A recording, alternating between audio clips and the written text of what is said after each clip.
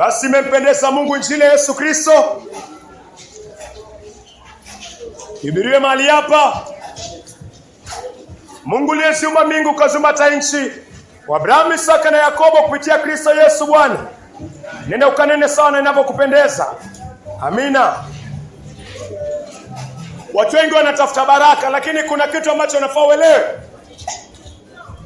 Baraka ya kweli lazima iendane na maandiko. Baraka ya kweli ni ile inaendana na maandiko. Baraka ya kweli ni nini kulingana na maandiko? Maandiko yanaeleza baraka ya kweli ni nini. Wewe umekuwa ukifikiria baraka ya kweli ni nini? Wewe umekuwa kanisani, wewe umekuwa msikitini, umekuwa ukifikiria baraka ya kweli ni nini? Nyumba nzuri, gari nzuri, mke mzuri, bwana mzuri. Pengine unafikiria hivyo.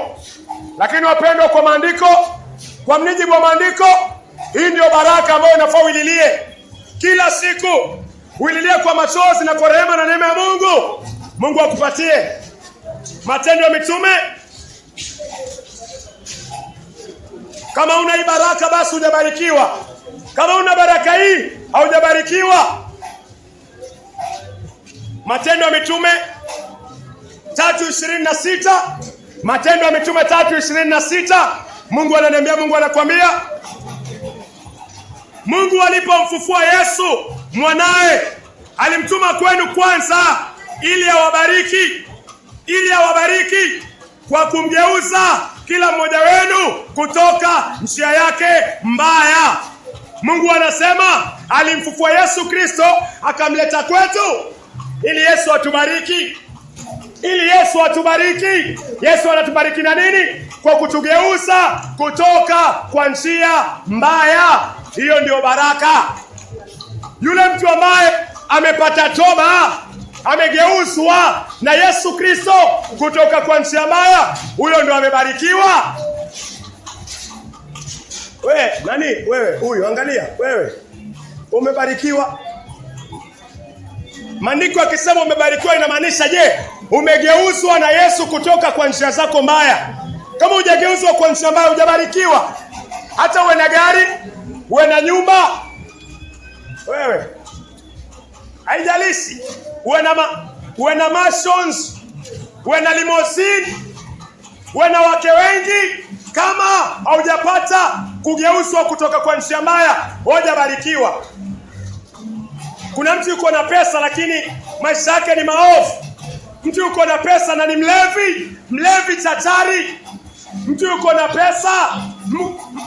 na pesa na yuko huru, hayuko huru kwa dhambi. Yesu alituonya akatuambia, itakufaidi nini upate ulimwengu mzima lakini nafsi yako uipoteze? Hatusemi pesa ni mbaya. Pesa inasaidia maskini, pesa inaweza jenga kanisa, pesa inatumika shule, mahitaji ya kila siku tunajali pesa. Lakini maandiko pia yanatuonya, ukipenda pesa sana zaidi ya nafsi yako, zaidi ya kusamehewa dhambi, basi wewe hauna maana, haitakufaidi. Baraka tunayoangalia ni kugeuzwa kutoka kwa dhambi. Toba ni baraka. Toba ni baraka. Toba ni baraka. Kuna mtu anaweza kuwa maskini, kuna watu wanaweza kuwa maskini, hawana pesa, wanaomba pengine, lakini kumbe maisha yao wanaishi maisha masafi ndani ya Kristo Yesu. Huyo mtu amebarikiwa hata zaidi ya wewe. Amebarikiwa zaidi yangu kama anaishi maisha machafu. Kubarikiwa ni kugeuzwa kutoka kwa njia mbaya. Baraka nyingine iko kwa Warumi 4:7. Wamebarikiwa wale ambao wamesamehewa makosa yao. Wale ambao wamesamehewa makosa yao, maandiko yanasema wamebarikiwa. Na kama umesamehewa makosa yako, ukiwa umesamehewa dhambi, utakuwa na nguvu ya kushinda hizo dhambi. Watu ambao hawajasamehewa dhambi hawana nguvu ya kushinda dhambi. Hizi baraka mbili siangalie. Baraka ya kwanza, Mungu alimfufua Yesu ili mimi na wewe tupate kugeuzwa kwa njia mbaya. Baraka ya kwanza ni toba. Matendo ya Mitume 3:26. Hiyo ndio baraka. Kaa kanisani, kama haujageuzwa kwa dhambi, haujageuzwa kwa makosa yako, hujabarikiwa. Nunua chumvi, nunua maji, nunua mafuta, lakini hujabarikiwa. Kama uko kwa uzinzi, mafuta yatakusaidia nini?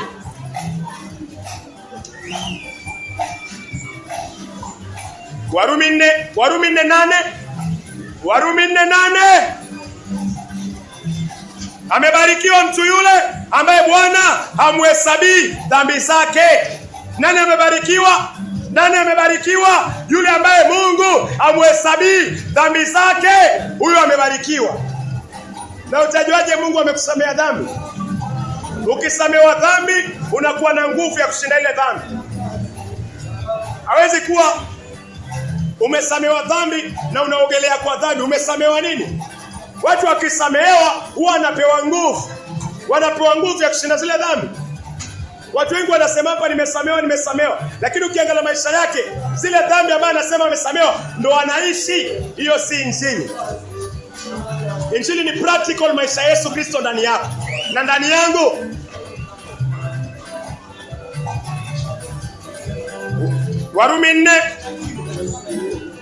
Warumi 4:6. Daudi pia alisema vivyo hivyo aliponena juu ya baraka za mtu ambaye Mungu umhesabia haki pasipo matendo. Kuhesabiwa haki ni baraka.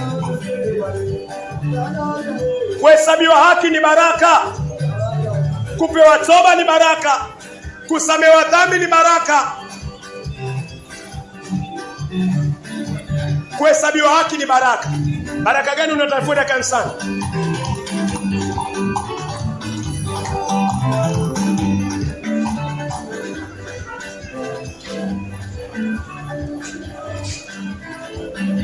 Baraka gani unatafuta kanisani?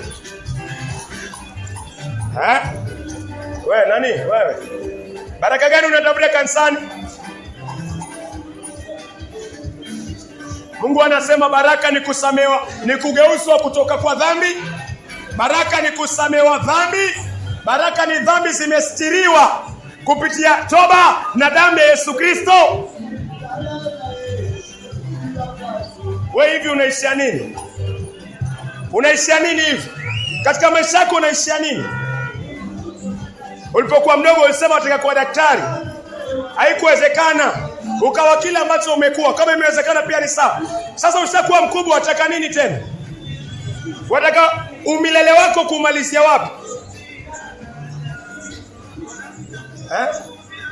Wewe nani? Wewe huyu. Wewe. Umilele wako wataka kumalizia wapi milele? Milele yako nataka kumalizia na nani? Njia ni mbili peke yake, hakuna njia ya tatu. Njia ni either uende kwa Abrahamu, kwa kifua cha Abrahamu paradiso, ama uingie jehanamu. Ufalme ni mbili peke yake.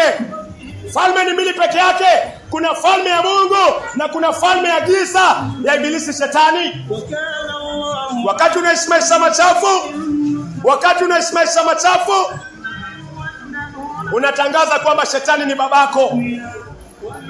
Wakati unalala na mwanaume hujaoana naye, wakati unamdanganya mke wako, wamdanganya mume wako, wale watu ambao wamekuwa kidanganya wake zao, wale watu ambao wamekuwa hataki kuolewa, wajua Mungu anawafanya nini? Mungu anawapeana, Mungu anawaacha. Ukiishi kwa dhambi na utaki kugeuka, kuna siku mrasha alikuja Kenya, haitawahi kusaulika. Kuna siku mrasha alikuja Kenya na wanawake ambao walikuwa na maisha machafu huko. Mrasha alipokuja walienda haraka sana na mrasha. Kwa nini? Ni maisha yao hata kabla mrasha. Maisha yalikuwa machafu.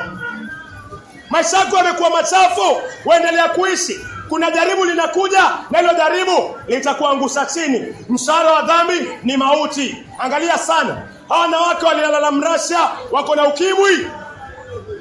Huyu malaya ambaye ametoka Russia akipata mwanamke kama huyu, wewe nani? Wewe nani?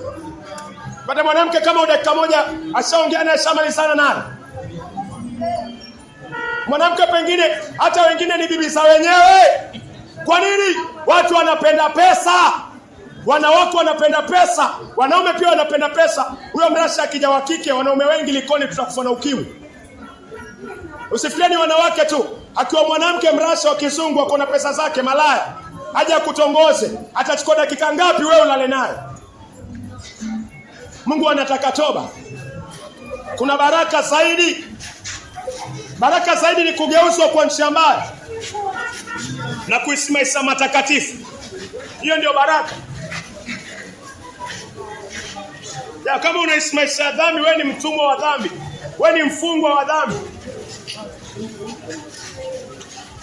Mtu ambaye ni tajiri ni yule amegeuzwa kwa njia zake mbaya na anaisimamisha, ana nguvu, ameshinda dhambi na amesamehewa dhambi zake. Huyo mtu ni tajiri hata kama hana chochote. Manake akifa ataenda mbinguni.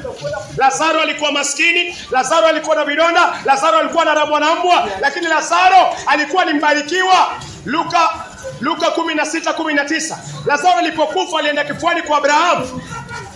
Tajiri alikuwa anaishi maisha ya nasa, alipokufa hakwenda na fedha zake. Tajiri aliingia jehanamu. Ona ishi maisha yamalizie wapi? Baraka za kweli ni kusamehewa dhambi kama Lazaro. Kama Lazaro. Haijalishi uko na pesa ngapi, haitajalisha. Haitajalisha uko na nyumba ngapi, haitajalisha. Haya maisha yakiisha, kile kitajalisha ni uligeuzwa kutoka kwa makosa yako, ulipata toba, ulimwamini Yesu Kristo, uliishi maisha masafi ndani ya Kristo Yesu. Hiyo ndio itajalisha.